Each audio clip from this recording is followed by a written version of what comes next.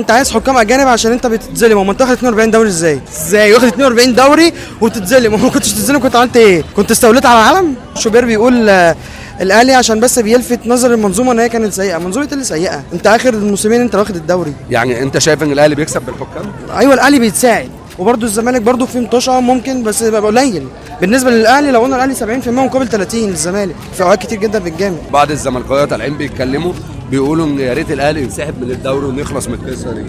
لا مش اصل لو انسحب من الدوري مش هيبقى ليه طعم، مش هيبقى ليه طعم. لا لا انسحب، لا يكمل في الدوري كده كده خلاص. هم ادونا فرصه ان احنا ننافسهم، يعني لو ما خدناش الدوري ناخد الكركس الثاني نصعد دوري ابطال افريقيا. هم ادونا فرصه، هم ادونا فرصه من ذهب، فرصه من ذهب اللي هم ادوها لنا دي، فرصه من ذهب ان احنا لو ما خدناش الدوري المركز الثاني نصعد دوري ابطال افريقيا. هم اللي هم غلطانين، قرار اصلا طلع غلط وقرار طلع عفوي ويدفعوا ثمنه نهايه السيزون. انت كزملكاوي مش حاسس ان بيراميدز خد مكانك؟ لا مش حاسس بيراميدز خد مكان، هو سكواد اعلى مني بسبب الظروف وبسبب الديون بتاعت النادي، لكن لا مش حاسس انه خد مكان.